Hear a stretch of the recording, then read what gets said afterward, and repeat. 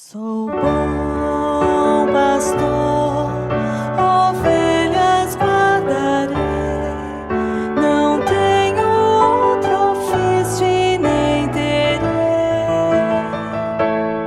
Quantas vidas eu tiver, eu lhes darei. Sou bom pastor, ovelhas guardarei. Não tenho outro ofício e nem terei. Quantas vidas eu tiver, eu lhes darei.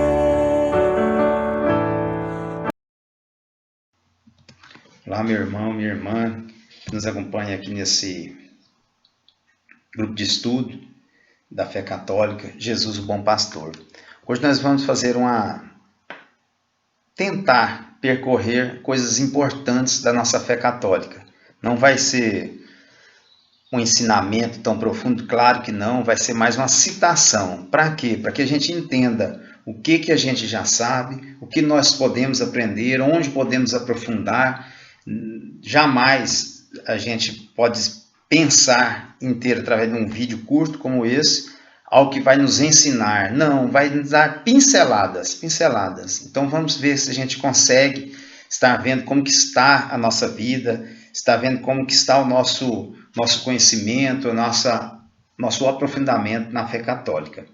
E tem algumas coisas importantes, inclusive o catecismo da Igreja Católica. Aqui sim você vai poder aprofundar.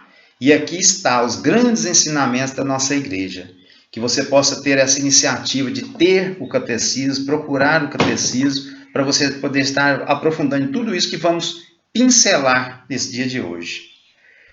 E a primeira coisa é pedir a intercessão da nossa mãezinha querida, para que ela possa estar indo ao seu Filho Jesus, intercedendo por nós, pedindo por cada um de nós, que Jesus se faça presente nesse momento, que Deus possa derramar seu Santo Espírito sobre cada um de nós. Peçamos a intercessão da nossa mãezinha querida. Ave Maria, cheia de graça, o Senhor é convosco.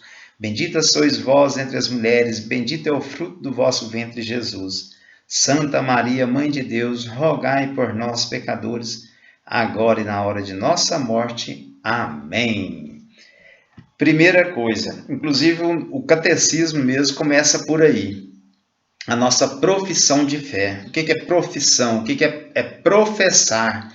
É eu dizer que eu verdadeiramente creio naquilo. A nossa profissão, professarmos em aquilo que cremos. Inclusive o catecismo leva aproximadamente 300 páginas para poder explicar os itens, vamos dizer assim, as partes que tem na nossa profissão de fé, que muitos conhecem como o creio em Deus Pai, muitos conhecem por aí. Mas que nós possamos passar rapidamente cada ponto do creio e daí por diante a gente continuar. Creio em Deus Pai Todo-Poderoso. O que eu estou professando nesse momento? Que eu creio que Deus, Criador de todas as coisas, é o meu Pai e Criador do mundo e de todos os seres humanos, e é a primeira pessoa da Trindade Santa. E em Jesus Cristo, seu único Filho e nosso Senhor. Jesus Cristo, Filho de Deus, Filho unigênito de Deus, não teve outro filho. Jesus é o Filho unigênito de Deus e é o nosso Senhor, é o meu Senhor, é o Senhor que preside a igreja, é o Mestre e Salvador de todos nós. E Jesus Cristo foi concebido pelo poder do Espírito Santo, nasceu da Virgem Maria. Por aí a gente cremos que Jesus foi concebido pelo poder do Espírito Santo. O Espírito Santo veio sobre Jesus, sobre Nossa Senhora, e ela concebeu. O que quis dizer isso? Lá no seio dela, no seio de Nossa Senhora, foi concebida a vida a Jesus, o Filho de Deus. Não que Jesus tenha sido iniciado a sua vida ali, não. Jesus sempre existiu, como Deus Pai, Filho e Espírito Santo sempre existiu. Mas ele veio ao mundo, se encarnou no seio da Virgem Maria. E Nossa Senhora Virgem Maria. O que quer dizer? Ela foi virgem antes de ter Jesus, foi virgem depois e sempre virgem. E são os dogmas, inclusive a gente pode até aproveitar aqui para a gente explicar sobre isso. Quais são os dogmas de Nossa Senhora? Os dogmas de Nossa Senhora são 4. Primeiro, a maternidade divina, que Maria foi a mãe de Deus. Segundo, a virgem, sempre virgem, antes e depois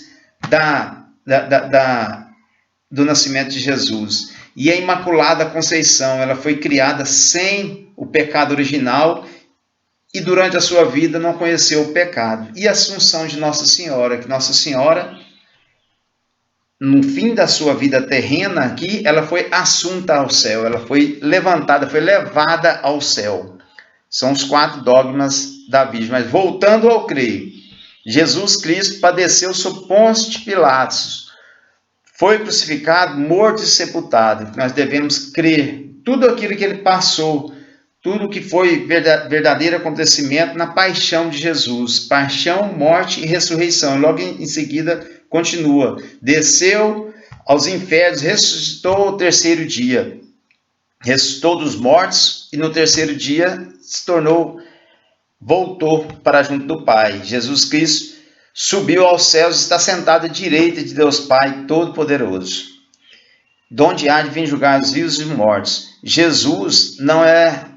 Nós não estamos adorando um Deus que morreu simplesmente. Não, é um Deus vivo. Sim, ele passou pela morte, mas ele venceu a morte. Ressuscitou, está ao lado de Deus Pai Todo-Poderoso, de onde há de vir julgar os vivos e os mortos. Jesus vai me julgar. Jesus vai julgar você, vai julgar todos nós. O julgamento de Jesus vai acontecer. Creio no Espírito Santo, na Santa Igreja Católica. Eu creio que existe o Espírito Santo, a terceira pessoa da Trindade Santa, que age, que está habitando em mim, está habitando em você que é batizado, que está agindo em nossas vidas. E creio na Igreja Católica. Gente, aqui está um ponto importante. Eu não tenho que contestar aquilo que são verdades de fé, aquilo que são dogmas, aquilo que são documentos feitos para nós pela nossa Santa Igreja. São verdades de fé, eu não tenho que contestar. Creio na Igreja Católica. Creio no perdão dos pecados. Deus vai me perdoar assim que eu me arrepender e buscar mesmo essa confissão, buscar um arrependimento sincero. Deus vai me perdoar. E creio na ressurreição da carne. O que quer dizer isso? A ressurreição da carne. É a ressurreição que vai acontecer na segunda vinda de Jesus. E creio na vida eterna. Eu vou morrer, mas ali não é o fim da minha vida. Eu tenho uma vida eterna pela frente. Aí, logo em seguida, vamos passar. Nós vimos sobre a profissão de fé, eu creio. Agora, os 10 mandamentos. Eu conheço os 10 mandamentos? É interessante. Para pensar. Muitas vezes eu já vi padres fazendo isso, e você também já deve ter visto. Chega e levanta a mão.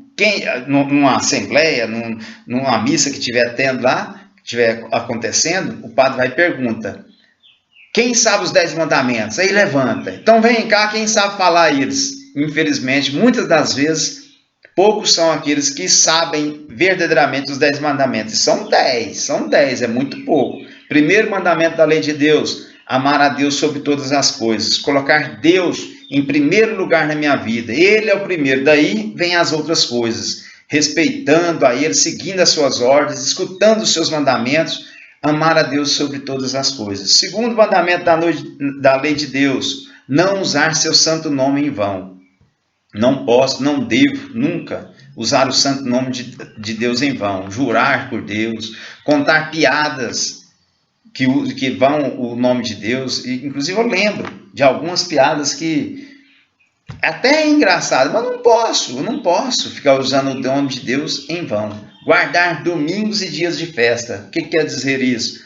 Guardar os domingos, que é exigência, é mandamento. Eu devo participar da missa aos domingos. Domingo é um dia de oração, é um dia de respeito, é um dia de guardar, não estar fazendo as minhas atividades que eu sempre faço, meu trabalho. Eu devo, no domingo, parar com isso. É dia de estar cuidando da minha família, estar rezando. Não que, às vezes, é claro, tem algumas atividades que domingo vão ter que funcionar. O policial não vai poder todos tirarem folga no domingo. O padeiro não vai poder fechar no domingo, muitas das vezes. A farmácia vai ter que estar aberta, alguma vai ter que estar aberta no dia de domingo. Os animais vão ter que ser alimentados, aqueles que não têm como. Então, sim, algumas coisas é claro. Aí vai do bom senso também, claro. Terceiro mandamento, guardar domingos e dias de festa. Os dias que são preceito para a gente estar indo na missa, que eu devo ir. Quarto mandamento, honrar pai e mãe. Quinto mandamento, não matar. Sexto, não pecar contra a castidade. Sétimo, não roubar. Oitavo, não dar falso testemunho. Nono, não desejar a mulher do próximo. E o décimo, não cobiçar as coisas alheias. Então, esses são os mandamentos da lei de Deus. Eu não vou estar falando um por um, porque ele vai delongar muito. E os 5 mandamentos da igreja, muitas vezes a gente não conhece, os 5 mandamentos da igreja. Participar da missa inteira nos domingos e nos dias de festa de guarda. Isso aqui vai lá ao encontro do terceiro mandamento da lei de Deus. Então, esse mandamento da igreja vai pedir o quê? Para a gente participar da missa inteira aos domingos. Pode ser pela televisão? Só se não tiver maneira alguma de você estar presente. Ah, mas se eu não for no domingo, eu posso ir no sábado? Só se você estiver doente, só se você estiver com algo que não tenha condições de você estar indo à missa. O dia é domingo. E outra coisa, gente, é pecado mortal. Se você não foi na missa domingo, sem ter um motivo justo, um motivo certo, um motivo de verdadeiro peso, infelizmente você está em pecado mortal. Você tem que confessar ao seu padre e pedir o perdão pelos seus pecados. E o segundo mandamento da igreja, confessar-se ao menos uma vez por ano. Ao mínimo uma vez por ano. Mas que sempre que eu identificar que eu estou tendo um pecado grave comigo, que eu vá o mais rápido possível ao confessionário com o meu sacerdote. Receber o sacramento da Eucaristia, ao menos pela Páscoa da ressurreição. Eu devo estar buscando ao máximo a Eucaristia, mas pelo menos uma vez é essencial durante a Páscoa da ressurreição. Então, ao menos é o mínimo, mas que eu possa buscar. E o mais lindo de tudo é o dia que eu vou conseguir ter a Eucaristia diária. Aí é uma bênção, é o corpo e o sangue de Jesus no meu dia a dia. Jejuar e abster-se de carne conforme manda a Santa Mãe Igreja. Quarto mandamento. O quinto, ajudar a igreja em suas necessidades. O dízimo. Eu devo estar ajudando. A igreja nunca foi, vamos dizer assim, ela nunca quis dar uma ordem no sentido assim, você vai dar tanto. Não, mas ela fala da necessidade. É claro que tem necessidade. A nossa igreja precisa e muito de ajuda. Agora vamos para os dias de santo e guarda. Quais são esses dias? Os dias do ano que é preceito. Eu devo participar da Santa Eucaristia. Primeiro, todos os domingos, não tem exceção. Domingo é o dia do Senhor, é o dia que eu não posso deixar de ir à Santa Missa.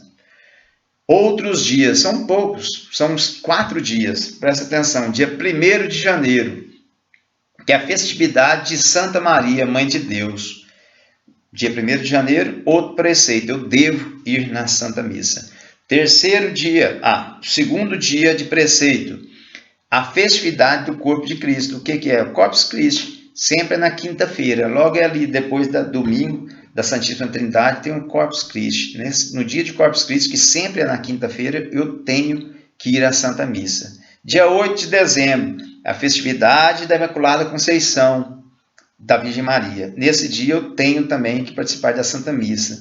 Dia 25 de dezembro, dia Natal do Senhor, devo participar da Santa Missa. Então são 4 os dias, fora os domingos, são 4.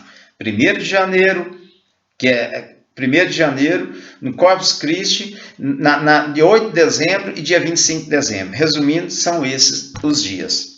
Lei do jejum e abstinência. E o que a nossa Santa Mãe Igreja nos ensina? Toda sexta-feira da Paixão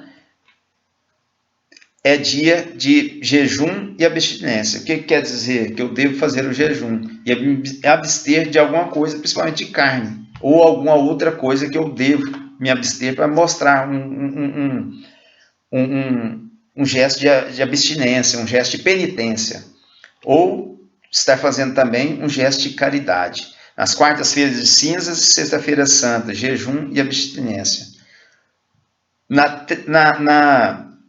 Em relação ao jejum, com que idade que eu devo jejuar? A idade que manda a igreja é dos 18 anos aos 60, mas não quer dizer que você com 60, 65, 70 não possa fazer. Se fizer, ótimo, se você tiver condições para isso. E da abstinência a partir dos 14 anos é obrigação, mas se for antes, ótimo, melhor ainda. É interessante isso aqui, quem foram os 12 apóstolos? Muitas vezes as pessoas não sabem, muitas vezes a gente bate no esquecimento. Primeiro, que foi o príncipe dos apóstolos, que é um termo que é usado para São Pedro. Pedro, que antes era chamado Simão, Jesus veio e mudou o nome dele para Pedro, que quer significar pedra. E aí logo em seguida, Pedro foi o chefe dos apóstolos, o primeiro papa que nós tivemos. Aí vem Bartolomeu, André, Filipe, Tomé, Tiago, Judas Tadeu e Judas Iscariotes. São 2 Judas. Judas Tadeu e Judas Iscariotes. Iscariotes foi o traidor, aquele que denunciou Jesus. Denunciou não, aquele que acusou Jesus e mostrou para os inimigos onde estava Jesus. E Judas Tadeu, que é São Judas Tadeu, que a gente conhece muito bem. E o outro Simão, São Simão, que é o Zelote, que é chamado de o Zelote, mas é São Simão. E Mateus, que era o cobrador de impostos. E é um detalhe importante, muitas vezes há confusão nisso. Muitos confundem os evangelistas com os apóstolos. Os evangelistas foram 4. Nós temos o evangelho de São Mateus, São Marcos, São João e São Lucas. Desses 4, 2 foram apóstolos. Quais? São João, que era o discípulo amado de Jesus, e São Mateus, que era o cobrador de impostos, que anteriormente era o cobrador de impostos. Esses 2 estiveram com Jesus, andaram com Jesus, foram apóstolos, foram entre aqueles 12 escolhidos. E esses outros 2 aqui, eles não conheceram Jesus. Interessante, né? São Paulo e São Lucas não conheceram Jesus, não andaram com Jesus, mas eles escreveram os evangelhos, os outros 2 evangelhos que nós conhecemos. Passando adiante, quais são os 7 sacramentos? Sacramentos da igreja. Sacramento é uma bênção, gente, que nós possamos entender, mas aqui não é o momento para isso. Mas vamos lá, os 7 mandamentos da igreja. Existem 3 de iniciação, começa com batismo, confirmação ou crisma e eucaristia. Batismo é feito normalmente a gente faz, pode ser feito depois de adulto também acontece de fazer, mas o certo é quando é criancinha. E esse batismo que nós fazemos hoje não é o mesmo batismo que era feito no tempo de Jesus. Não, aquele batismo que foi feito no tempo de Jesus era um batismo de arrependimento, o arrependimento dos pecados. Não, agora o nosso batismo não. A gente, naquele momento, é infuso o Espírito Santo sobre aquele que está sendo batizado. E naquele momento ele se passa a ser filho de Deus. O da confirmação, ou crisma, que é o outro mandamento da iniciação, e a Santa Eucaristia, que é o corpo e o sangue de Cristo que é nos dado. A cura, os sacramentos de cura. Temos a penitência, ou melhor, para a gente conhecer melhor, é a confissão que a gente faz com o padre, é o sacramento que a gente vai ao padre e confessa os nossos pecados, ele vai nos dar absolvição. E outro sacramento de cura é a unção dos enfermos, que é dado pelo padre, não só nas últimas horas, não. Uma unção dos enfermos pode ser dada para uma pessoa que vai fazer uma cirurgia de risco, está passando por alguma dificuldade muito grande, a unção dos enfermos pode ser dada nesse momento, algo em especial. Claro que não é para ser dada de qualquer maneira, mas nos casos graves, de algumas coisas graves, podem ser tomadas. E naquele momento da unção dos enfermos, é dada a absolvição dos pecados daquele enfermo. E o serviço, os sacramentos do serviço, que é a ordem e o matrimônio. A ordem, porque aquele sacerdote, a partir daquele momento, vai estar prestando um serviço, vai estar trabalhando para o reino de Deus, vamos dizer assim, com a sua vida em total. e o do matrimônio, que é um sacramento de serviço. Aí muitos vão falar assim, e põe serviço nisso, mas naquele momento você está sendo... Sim, realmente, você vai estar ajudando, você vai estar caminhando, você vai estar de mãos dadas com o seu esposo, e vai estar levando ele para o céu. E é um sacramento de serviço, que você vai ter uma família, que você vai estar criando, que você vai estar sendo útil ao reino de Deus. Aí, vamos passar para as virtudes teologais, que é a fé, a esperança e a caridade. O que quer dizer essas virtudes teologais? São, vamos dizer assim, como se fosse o penhor do Espírito Santo. O Espírito Santo habita em mim, habita em você, e a partir dessa presença dele, essas virtudes vão aparecer na minha vida, a fé, a esperança e a caridade. Quais são as outras virtudes? As virtudes cardeais. Quais são essas virtudes? A prudência, a justiça, fortaleza e temperança. Essas são as virtudes teologais e as cardeais. Daí vamos partir para quais são os 7 dons do Espírito Santo. Os 7 dons do Espírito Santo. Muitos de nós conhecemos, mas, gente, lembrando, nós estamos fazendo isso daqui para a gente poder estar entendendo o que nós temos a aprender, onde nós podemos chegar com o estudo das coisas de Deus, e através do estudo do catecismo, quantas coisas nós temos que aprender. Então vamos lá. Os 7 dons do Espírito Santo: a sabedoria, a inteligência, conselho, fortaleza, ciência, piedade, temor de Deus. E os 12 frutos do Espírito Santo. O Espírito Santo dá os dons. Os dons, o que é esse dom? É o dom que eu vou ter para exercer a minha fé, para ter uma vida de cristão de acordo com o que o Espírito Santo vai estar agindo, e ele vai me dando esses dons. Aí esses dons vão produzir os frutos, e os frutos que vão ser produzidos através do Espírito Santo, através da minha vida, são 12: a caridade, a paz, benignidade, a longanimidade, fidelidade, a continência, a alegria, a paciência, a bondade, a mansidão, a modéstia e a castidade. Então esses são os frutos do Espírito Santo que vão ser produzidos a partir do momento que eu deixar esses dons acontecer e tomarem conta da minha vida, eles vão produzir esses frutos. As obras de misericórdia espirituais. Existem as obras de misericórdia espirituais e corporais. Quais são essas obras? As obras que vão acontecer, vamos dizer assim, através dessa ação do Espírito Santo, através da minha fidelidade, através do meu comprometimento com a palavra de Deus, vão acontecer obras de misericórdia.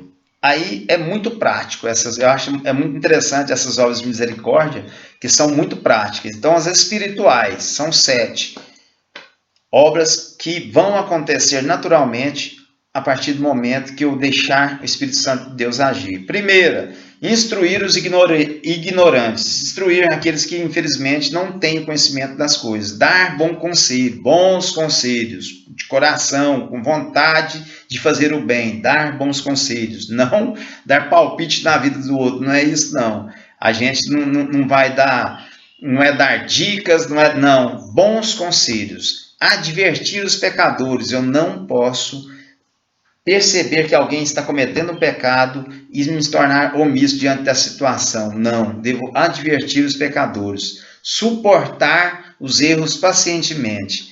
Gente, muitas vezes a gente ferve na hora que alguém erra com a gente, na hora que, ou ao mesmo tempo na hora que a gente erra também, mas que a gente possa ter esse suportar esses erros. Infelizmente, vão errar, isso faz parte da natureza humana, que eu possa ter paciência nesses casos.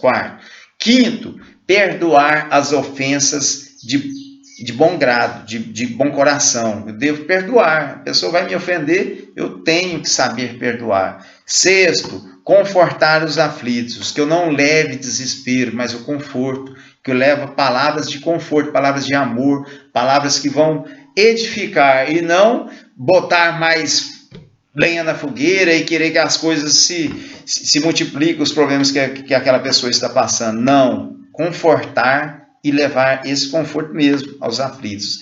Rezar para os vivos e para os mortos. Isso é papel meu de cristão. Rezar pelos vivos e pelos mortos. Interceder pelos mortos, por quê? Eu não sei se a pessoa morreu, eu não sei. Eu tenho a esperança. Eu não sei se ela foi para o céu. Se ela tivesse ido para o céu, se tivesse 100% de certeza, beleza, não precisa de rezar para nós, já está no céu. Mas o caso é o seguinte, provavelmente ela está no purgatório, e ali a minha oração tem força, então eu posso sim interceder por esses mortos, que eu não sei onde que ele está, e eu vou conseguir abreviar o tempo dele lá no purgatório com as minhas orações. Se ele foi para o inferno, eu vou estar rezando por ele, mas infelizmente não vai adiantar. Ali já não tem mais uma passagem, você vai do purgatório para o céu, agora do inferno. O purgatório não existe, mas aí eu não sei, a minha esperança é de que ele está no céu ou está para entrar no céu. Então é o meu papel estar rezando por esse meu irmão. As 7 obras da misericórdia corporais. Nós falamos sobre as 7 espiritual, agora as 7 de misericórdias corporais. O que é? Alimentar os famintos. Isso aí a gente vê muito claro na palavra de Deus. Dar de beber a quem tem sede, a segunda. Vestir os despidos, dar roupa a quem não tem roupa, dar o que é necessário para quem está despido ou está em condições difíceis. Abrigar o sem-abrigo, ajudar a pessoa a ter pelo menos um lugar digno de moradia. Visitar os doentes, isso aqui é muito importante. Os doentes precisam de apoio, precisam da nossa presença, que nós possamos cuidar dos nossos doentes. E visitar os cativos, aqueles que estão presos. Seria uma bênção se os cristãos tivessem mais esse ato de misericórdia. De quê? Estarem, sim, na cadeia, nos presídios, levando a palavra de Deus, levando uma palavra de conforto, levando uma instrução para aqueles nossos irmãos que estão presos. E sepultar os mortos. É a 7ª obra de misericórdia corporal, sepultar os mortos. Então vamos adiante. Os 7 pecados capitais, você sabe quais são eles? Nós vamos falar dos 7 pecados capitais e das virtudes opostas. Primeiro pecado capital, o orgulho. O orgulho, pessoa orgulhosa, pessoa que acha que está na crista da onda, vamos dizer assim. E a virtude oposta a isso, a humildade, a pessoa que reconhece que tudo é graça de Deus, que não é por mim mesmo que eu consigo, a humildade. A avareza é o segundo pecado capital, a pessoa que não gasta com nada, deixa de comer para poder ter um dinheiro a mais, para poder juntar, para poder crescer cada vez mais e só pensa em dinheiro, avareza. E contra isso vem a generosidade, a pessoa que sabe doar, a pessoa que sabe ajudar o seu próximo, que consegue dar uma esmola.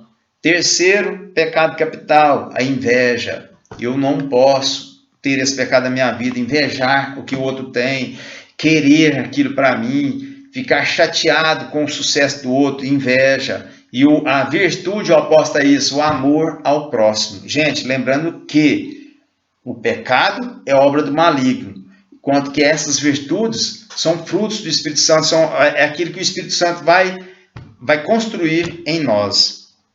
Quarto pecado capital, a ira, a raiva. Oposto a isso vem a virtude da mansidão.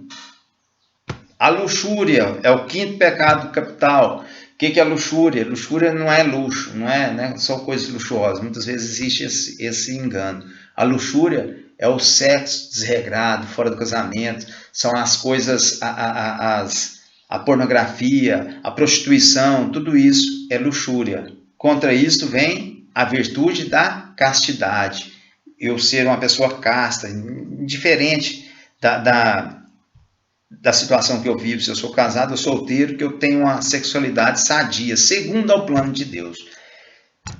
Sexto pecado capital, a gula, exagero na comida, nas coisas.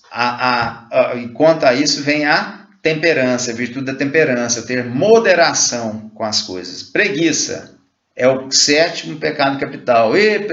Preguiça essa é difícil, mas nós devemos combatê-las. A preguiça vem a virtude da diligência. O que é isso? A prontidão.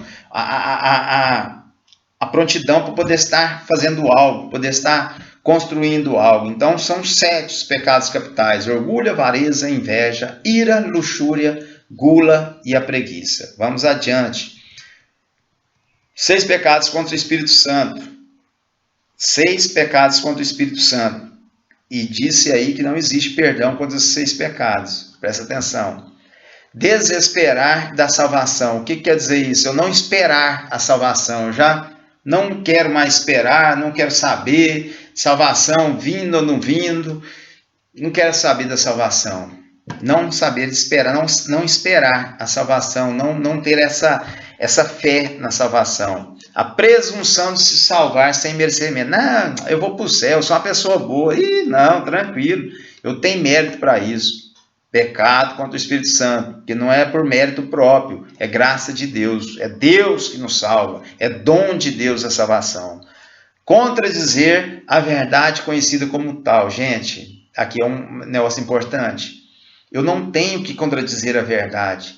Eu sei que algo é certo, eu sei que algo é a pura verdade, mas não, por cinismo, por presunção, eu vou contra aquela verdade. 4º pecado contra o Espírito Santo: ter inveja das mercês que Deus faz a outros. O que é isso? Ter inveja das graças de Deus na vida dos outros, das bênçãos de Deus na vida dos outros. Eu não posso ter inveja. Presta atenção. O fulano foi abençoado, Deus derramou sobre ele uma graça, mas deveria ter derramado sobre mim. Não, eu não posso ter essa inveja. Obstinação no pecado. É o momento que eu me entrego ao pecado. Eu não posso ter isso. A partir do momento que eu me torno entregue ao pecado, eu estou no pecado contra o Espírito Santo. Quando eu me entrego e não faço mais questão, estou pecando, e daí? Sexto pecado contra o Espírito Santo de Deus: a impenitência final. É eu não me arrepender até a minha morte. Eu tenho a chance de arrependimento. Até quando? Até a morte. Infelizmente, no momento que você morreu, se você morreu sem se arrepender, sinto muito, mas isso é um pecado que já não tem mais volta. A chance que nós temos é aqui, em vida. Os 4 pecados que bradam ao céu. Existem 4 pecados que a gente já conhece, muito claro, até pela palavra de Deus, que são os pecados do homicídio voluntário. O que é isso? É o matar por matar, matar por maldade mesmo, eu matar porque eu quis matar. Qual que é esse homicídio, por exemplo, que a gente pode ver na palavra de Deus? Caim, quando matou Abel, por inveja, ele vai e simplesmente mata Abel. Gente, e é interessante um ponto aqui, que o homicídio, quando uma pessoa é obrigada a fazer aquilo, não é um pecado. Por exemplo, vai um soldado para a guerra, ele é católico, ele é fervoroso, ele é um homem de fé, ele está lá na guerra, ele está numa guerra, está no fogo cruzado. Se ele matar ali, é pecado? Não, não é pecado. Uma mãe, de repente, se vê num perigo iminente ali, seu filho está em perigo, a sua vida está em perigo, ela vai e mata um ladrão. É pecado? Não, não é pecado. Mas aí é o bom senso da coisa, né? A gente dá para entender muito bem a lógica de Deus, vamos dizer assim. Então, 4 pecados. O primeiro é o homicídio. O segundo é o pecado sensual contra a natureza. O que é isso? São os pecados, que é um termo que é usado, os sodomitas. O que é isso? Gente, são aquele que vai contra a natureza. Atos sexuais que vão contra a natureza. Por exemplo, a prática do homossexualismo. A tendência homossexual não é um pecado. Não é, porque tem pessoas que têm a tendência, mas ele, buscando a santidade, ele consegue controlar essa tendência. Agora, a partir do momento que eu me entrego a essa tendência, isso passa a agir em mim, a minha vida se torna uma vida entregue a esse pecado, aí sim é um pecado. Segundo. Terceiro pecado, opressão dos pobres. Eu não posso oprimir os pobres, eu não posso querer jogar sobre eles um fardo que eles não podem carregar. Eu não posso ser aquele que vai estar tirando proveito da situação de fraqueza das pessoas. Quarto pecado, não pagar a quem trabalha. É simples assim mesmo, não pagar a quem trabalha. Eu devo, o trabalhador, o suor que ele derrama, aquilo tem um preço. E ele deve ser remunerado sobre aquilo. Eu não posso nunca querer explorar aqueles que trabalham. Então são 4 os pecados que bradam ao céu. E mais adiante, outra coisa importante, eu posso não pecar por mim mesmo, mas existe um momento que eu vou estar pecando pelo pecado alheio. Ah, mas eu não tenho conta quantos pecados as outras pessoas mais têm. Presta atenção. É a cooperação e cumplicidade com os pecados alheios. Presta atenção. Eu posso participar desse pecado voluntariamente, eu vou estar participando daquele pecado, dando apoio a ele. E apoiando aquele pecado, eu posso colaborar também, não revelando aquele pecado. Estou vendo que está tendo um negócio errado aqui, mas eu não denuncio aquele pecado. E eu posso também proteger o pecador. São as 4 cooperações que eu vou estar pecando com o pecado alheio. Eu não posso proteger quem faz o mal. Não é essa a minha função. Muito pelo contrário, tem que proteger aquele que sofre o mal. Então são 4. Eu posso estar participando, apoiando, ou não revelando, ou protegendo aquela pessoa que fez aquele mal.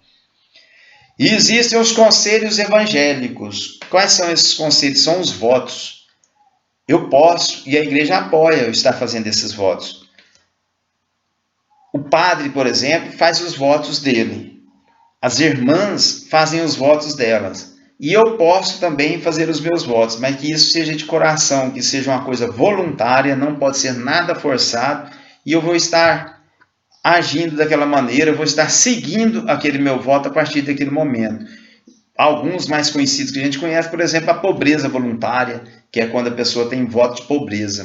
Acontece isso nos religiosos. A castidade, que a pessoa, mesmo não sendo casada, ela vai manter a castidade, ela não vai ter relação com ninguém de maneira alguma. E a obediência. A obediência, essa aí nós todos deveríamos fazer esse voto de obediência, principalmente à Santa Mãe Igreja. Eu acho que a gente fez uma pincelada aí, muita coisa boa. Se você souber tirar proveito, isso aí não é para ensinar. Você não saiu daqui sabendo tudo isso que nós falamos. Claro que não, como nós falamos no começo. Mas que você possa ter essa curiosidade, essa vontade, despertar essa vontade de estar conhecendo mais um pouco sobre tudo isso que a nossa Santa Mãe Igreja nos ensina. E que Deus nos revela através da Escritura, mas que principalmente através do catecismo da nossa Igreja Católica, nós possamos aprender tudo isso que nós aprendemos aqui hoje, que nós citamos aqui hoje. Que Deus abençoe muito vocês, que Deus continue a derramar o Espírito Santo sobre cada um de vocês e que você continue estudando, continue aprofundando nas coisas da nossa igreja. Nossa igreja é linda, nossa igreja é maravilhosa, que nós possamos valorizar tudo aquilo que ela tem para oferecer para nós, porque verdadeiramente nós temos que agradecer, porque Deus é maravilhoso nos colocar num lugar tão santo, com pessoas tão maravilhosas à nossa volta, todos aqueles que ajudam na nossa caminhada, que nós possamos ser gratos a tudo aquilo que Deus nos concede e não fazer pouco caso e não fazer de conta que não quer saber das coisas, porque nós necessitamos. É necessário para nós conhecermos cada vez mais esse tesouro que a igreja tem para nos oferecer. Amém? Deus abençoe e cubra de bênçãos cada um de nós. Amém.